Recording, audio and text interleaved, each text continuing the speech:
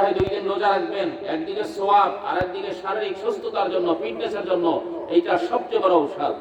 দুনিয়ার মুসলিম ডাক্তার যারা বিশেষজ্ঞ তারাও বলছে যে 2 দিন রোজা রাখা মানে শরীরকে ডায়াবেটিস বলেন, প্রেসার বলেন, হার্টের সমস্যা বলেন, যত প্রবলেম বলেন, এই সমস্ত সমস্যা থেকে সবচেয়ে বড় ঔষধ হচ্ছে এই 2 দিন রোজা রাখা। সবচেয়ে বড় ঔষধ কি? এই 2 দিন রোজা রাখা। কিন্তু আফসোসের বিষয়, আমলের মাধ্যমে আমরা সুস্থতা চাই না। আমরা সুস্থ থাকতে চাই ডাক্তারের মাধ্যমে, ঔষধের মাধ্যমে, কি বলেন? কিন্তু আমলের মাধ্যমে যে আল্লাহ তাআলা সবচেয়ে বড় নিয়ামত রাখছেন সুস্থতার জন্য, এইটা আমরা পাইতে চাই না। আল্লাহ যেন তৌফিক দান করেন। সম্মানিত উপস্থিতি, আল্লাহর হাবিব সাল্লাল্লাহু আলাইহি ওয়াসাল্লামের সুন্নাহর জিন্দেগি দুনিয়ার গ্যারান্টি দেওয়া আদর্শ। যেই আদর্শের উপরে চললে দুনিয়ায় কামিয়াব, আখিরাতে কামিয়াব। দুনিয়ায় সফলতার জন্য যদি একটু খেয়াল করি যে আমি দুনিয়ার সফলতা চাই, কামিয়াবি চাই, রাসূলের সুন্নাতের বাইরে যায় কামিয়াবি অর্জন করা যাবে না। রাসূল সাল্লাল্লাহু আলাইহি ওয়াসাল্লামের এক সাহাবী আয়েশা বলে, ইয়া রাসূলুল্লাহ, আমার জন্য দোয়া করেন, আল্লাহ যেন আমার সম্পদ কমায় দেয়। কি বলেন, বিষয়টা কেমন? দুনিয়ায় এমন কেউ আছে এই কথা বলবে যে আল্লাহ যেন আমার সম্পদ কি কমাইয়া দেয়? এক সাহাবী আয়েশা বলতেছে, ইয়া রাসূলুল্লাহ, আমার জন্য দোয়া করেন, আল্লাহ যেন আমার সম্পদ কমায় দেয়। তো আল্লাহ রাসূল বললেন, তোমার জন্য দোয়া করব, তোমার একটা আমল শিখায় দিই। তোমার একটা আমল শিখায় দেই, তুমি আমল করবা, তাইলে তোমার সম্পদ কমবে। আল্লাহ রাসূল বললেন, তুমি এখন থেকে যাইয়া উটের পিঠে বা ঘোড়ার পিঠে বৈশা খানা খাইবা। খেয়াল করেন, কোথায় বৈশা? আরে ভাই, উট বা ঘোড়ার পিঠে বৈশা খানা খাইলে সেই খানা কি স্থির থাকে? খানা ঠিক মতো খাওয়া যায়? ওইরা ধৈরা নষ্ট হয় কি হয় না? তো উট বা ঘোড়ার পিঠে বৈশা খানা খাইবা। তো নবীর সাহাবী যাইয়া ঘোড়ার পিঠে, উটের পিঠে বৈশা খানা খায়, দস্তরখানা বিছায়, তারপরে যেইটা পইরা যায় সাথে সাথে আবার নিচে নামে, যতবার পরে ততবার নিচে নামে, ততবার নিচে থেকে তুইলা সেইটাকে পরিষ্কার করে আবার খায়। আর সম্পদ খালি বাড়তেই আছে। আবার গেছে, ইয়া রাসূলুল্লাহ, আপনাকে বললাম, আপনি শিখাই দিলেন, আর আমি সেইভাবেই আমল করতেছি, কিন্তু সম্পদ কমতেছে না, আরো বাড়তেছে।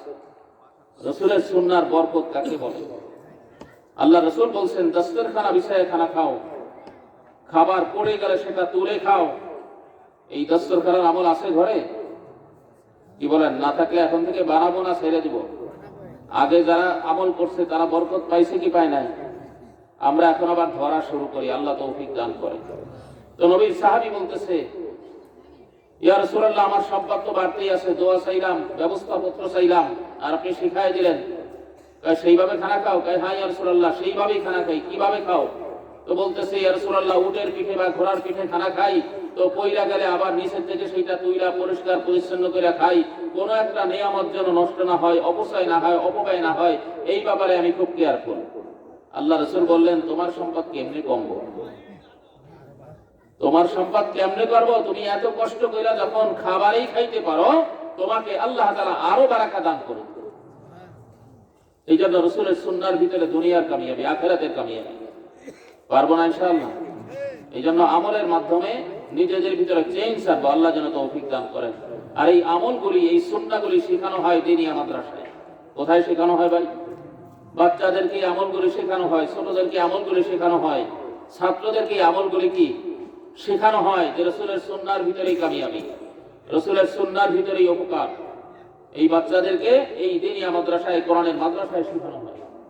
এই জন্য আমরা বাচ্চাদেরকে এই দিনিয়া মাদ্রাসায় দেওয়ার মাধ্যমে সন্তানকে যেমন গর্ব, নিজের ঘরের মধ্যেও আমলগুলা চালু করব। কি বলেন? মাদ্রাসায় শেখায় দিছে আমল, ঘরে যায় দেখে এর কোনো খবরই নেই। তাইলে বলেন ওই ঘরের ভিতরে প্রভাব পড়বে?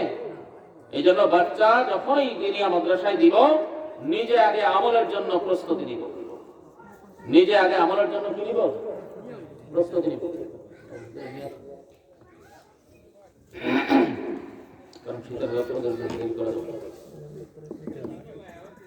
তো বাচ্চাদেরকে দিনিয়া মাদ্রাসায় দিয়া সেই আমল নিজের ঘরের মধ্যে নিব। মা বোনেরা, মেয়েরা যারা আছেন, অবশ্যই বাচ্চার সামনে অবশ্যই এমন কথা, এমন কাজ কখনো করবেন না যে বাচ্চা গুনার কোনো বিষয় শিখে।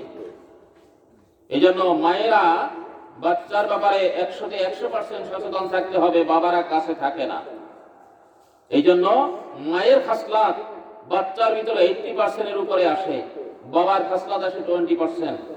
কারণ বাচ্চার সার্বিক বিষয় কার উপরে নির্ভর করে? মায়ের উপরে নির্ভর করে।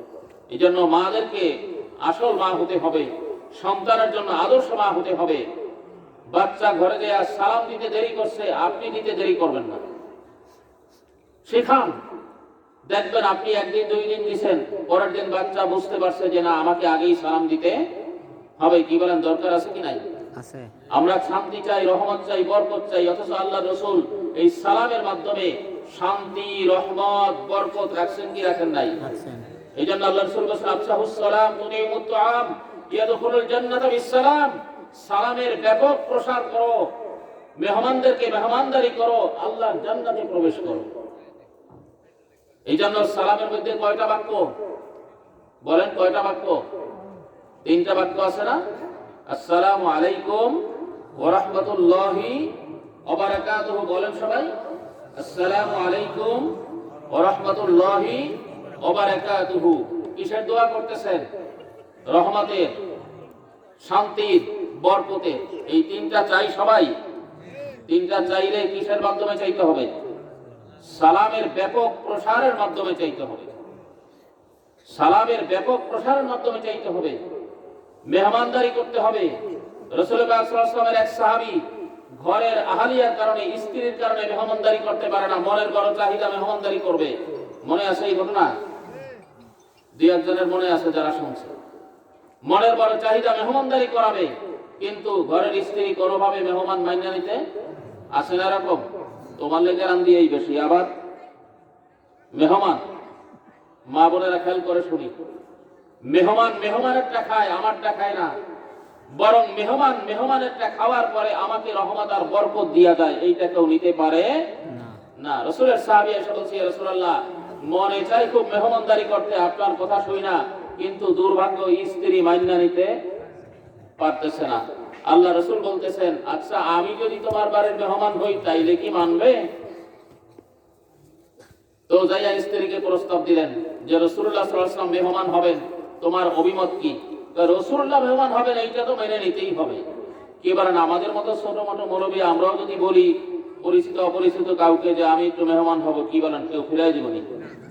তো আল্লাহ রসুলের মেহমানদারির কথা শুনে স্ত্রী খুব খুশি। স্ত্রী আয়োজন করছে, সবকিছু আয়োজন করার পরে আল্লাহ রসুল মেহমান হইলেন। মেহমান হওয়ার পরে আল্লাহ রসুল দোয়া করলেন, মেহমানদারি গ্রহণ করলেন। সর্বশেষ রাসূলুল্লাহ সাল্লাল্লাহু আলাইহি ওয়াসাল্লাম যখন বের হয়ে যাবেন, তখন ওই রসুলের সাহাবীকে বলতেছেন, আমরা যখন বের হয়ে যাব তুমি আমাদেরকে আগায় দিয়ে আসবে, তখন তোমার স্ত্রীকে বলবা ঘরের সামনের দরজা পর্যন্ত আইসা একটু দাঁড়াইতে। সামনের দরজা পর্যন্ত আইসা কি করবে? একটু দাঁড়াইতে বলবা। তো স্ত্রীকে এই কথা বলে দিল। আল্লাহ রসুলের সাহাবী রাসূলুল্লাহকে আগায় যাওয়ার জন্য সামনে গেল। স্ত্রী আইসা সামনের দরজায় দাঁড়াইয়া দেখতেছে যে ঘরের চতুর্দিক থেকে সাপ, বিচ্ছু, তেলাপোকা, ইঁদুর, বিভিন্ন প্রকারের কীট পতঙ্গ, পোকামাকড়, এইগুলি দল বাইটা তারপরে চলে যেতে আছে বিভিন্ন দিকে। যেই দৃশ্য আর জীবনে কখনো দেখে নাই। সাহাবী ঘরে আসার পরে বলল, কি খবর? আজকে যে দৃশ্য দেখলাম এটা তো কখনো দেখি নাই। সাহাবী যে রাসূলুল্লাহ সাল্লাল্লাহু আলাইহি ওয়াসাল্লামকে বিষয়টি জানালো। আল্লাহ রাসূল জানায় দিল, যেই ঘরে মেহমান আসে ওই ঘর থেকে এইরকম বালা মুসিবত আল্লাহ তাআলা দূর করে দেয়। সুবহানাল্লাহ। কথা বুঝতে পারছি?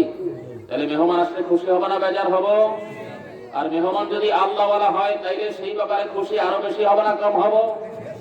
আল্লাহ রাসূল সাল্লাল্লাহু আলাইহি ওয়াসাল্লাম সাহাবা ইকরামদেরকে নিয়ে মেহমান হইতেন। একদিনের ঘটনা, রাসূলুল্লাহ সাল্লাল্লাহু আলাইহি ওয়াসাল্লাম